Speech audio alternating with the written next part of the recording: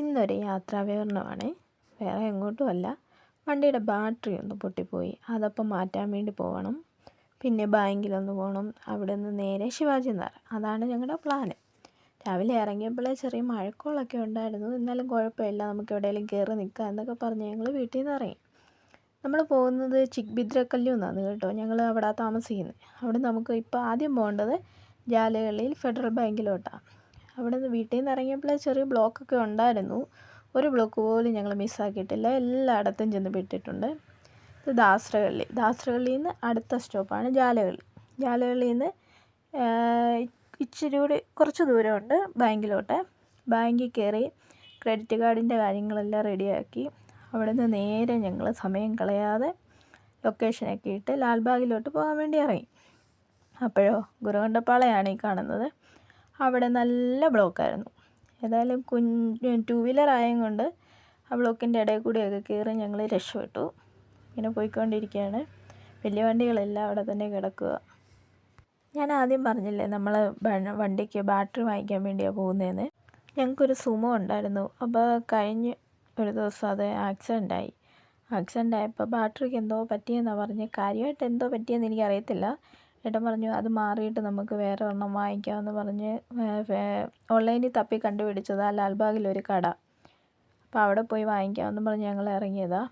അപ്പോൾ ഇത് യശന്തപുരമാണ്. യശന്തപുരത്ത് രാവിലെ കച്ചവടക്കാരൊക്കെ ഇറങ്ങിയിട്ടുണ്ട്. ഒരു പൂവും പച്ചക്കറി സാധനങ്ങളെല്ലാം കൊണ്ടുവച്ച് വിൽക്കുന്നുണ്ട്. നമ്മുടെ നാട്ടിലിങ്ങനെ ചക്ക വെച്ച് വിൽക്കുന്നതൊക്കെ കുറവാണെന്ന് തോന്നുന്നു. ഇവിടെ കൂടുതലുണ്ട്. നാട്ടിലാണെങ്കിൽ വെച്ച് ചക്ക എന്ന് പറഞ്ഞു കഴിഞ്ഞാൽ എന്നും തിന്നുന്ന മടുപ്പായിരുന്നു. ഇന്നും ചക്കയാണെന്നോ, എനിക്കെങ്ങും വേണ്ടാന്ന് പറഞ്ഞ സാധനമാണ്. ഇവിടെ വന്നപ്പോൾ ഒരു ചക്ക കിട്ടാൻ വേണ്ടി കാത്തിരിക്കുക.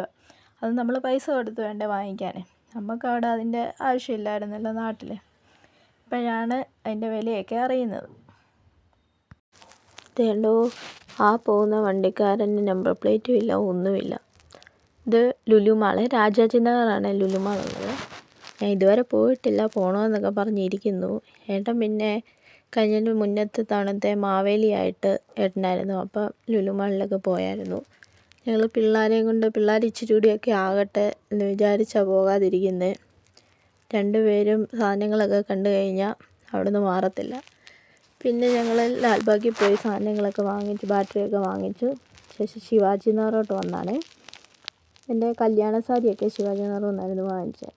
പർച്ചേസിനുള്ള എല്ലാ സാധനങ്ങളും ഇവിടെ ഉണ്ട്. ഡ്രസ്സുകൾ, പാത്രങ്ങൾ, എല്ലാ സാധനങ്ങളും ഉണ്ട്. വീട്ടിലേക്ക് വേണ്ട എല്ലാ സാധനങ്ങളും നമുക്ക് ഇവിടെ നിന്ന് വാങ്ങിക്കാം. ആദ്യം അപ്പോൾ ഞങ്ങൾ ഓർത്ത് എന്തെങ്കിലും കഴിക്കാവുന്നതുകൊണ്ട് ഇവിടെ അടുത്തൊരു ഹോട്ടലിൽ കയറി ബിരിയാണി കഴിച്ചു. ഞാൻ ചിക്കൻ ബിരിയാണി കഴിച്ചു. ഏട്ടനാണെങ്കിൽ ഒരു ബീഫ് ബിരിയാണിയും കഴിച്ചു. അതൊക്കെ കഴിച്ച് ആ കടക്കാരനെ തന്നെ ഞങ്ങൾ ബാറ്ററി എടുത്ത് കൊടുത്തിട്ട് ഏൽപ്പിച്ചു. അല്ലെങ്കിൽ ഞങ്ങൾ പർച്ചേസും കൊടുത്തിട്ട് പർച്ചേസ് ചെയ്യാൻ വേണ്ടി പോയി. പർച്ചേസ് ചെയ്യാൻ പോയപ്പോഴാണ് അറിഞ്ഞത് ഫോണിൻ്റെ അകത്ത് ചാർജില്ല. മൊത്തം വീഡിയോ ഒന്നും അതുകൊണ്ട് എടുക്കാൻ പറ്റിയില്ല. കുറച്ചൊക്കെ എടുക്കാൻ പറ്റുള്ളൂ. പിന്നെ സാധനങ്ങൾ കണ്ടു കഴിഞ്ഞപ്പോൾ പിന്നെ വീഡിയോ എടുക്കുന്നതല്ലായിരുന്നു. അതെന്തൊക്കെയുണ്ട് കാണാനുള്ള ഒരു ആക്രാന്തമായിരുന്നു. അത് ഫ്രൂട്ട്സൊക്കെ ഇത്. ശേഷം സ്പ്രേ 3 എണ്ണം 250 രൂപ, ഒരെണ്ണം 200 രൂപ. ഇത് മണ്ണിൻ്റെ പാത്രങ്ങൾ, കപ്പ് 6 എണ്ണം 100 രൂപ. പിന്നെ പിള്ളേരുടെ ചെരുപ്പുകൾ, ഡ്രസ്സുകൾ, ഇത് ടോപ്പെല്ലാം 150, 200 രൂപ. ആ റേഞ്ചാണ്. എല്ലാം ഒരേ മോഡലൊക്കെ തന്നെയായിരുന്നു. പിന്നെ കമ്മൽ എനിക്കൊരു വീക്ക്നെസ്സാണ്. കമ്മൽ കുറച്ച് വാങ്ങിച്ചിട്ടുണ്ട്. ഇത് കൊച്ചു പിള്ളേരുടെ ഡ്രസ്സുകൾ, ടീഷർട്ടിന് 150 രൂപ, പാൻറ്റിന് 250 രൂപ, നൈറ്റി 200 രൂപ. ആ റേഞ്ചൊക്കെ ആയിരുന്നു. പിന്നെ ഇത് ഷർട്ട്, കൊച്ചു പിള്ളേരുടെ ഷർട്ടുകൾ, പലാസോ പാൻറ്റുകൾ, ഇതെല്ലാം ഉണ്ടായിരുന്നു. പക്ഷേ എന്തോ ചെയ്യാനാ, മുഴുവനും വീഡിയോ എടുക്കാൻ പറ്റിയില്ല. ഫോണിൻ്റെ അകത്ത് ചാർജ് അങ്ങ് തീർന്നു. എൻ്റെ ഫോണിൽ എടുത്തിട്ടുണ്ട്. അത് അടുത്ത വീഡിയോയിൽ ഇടാം. ടാറ്റാ.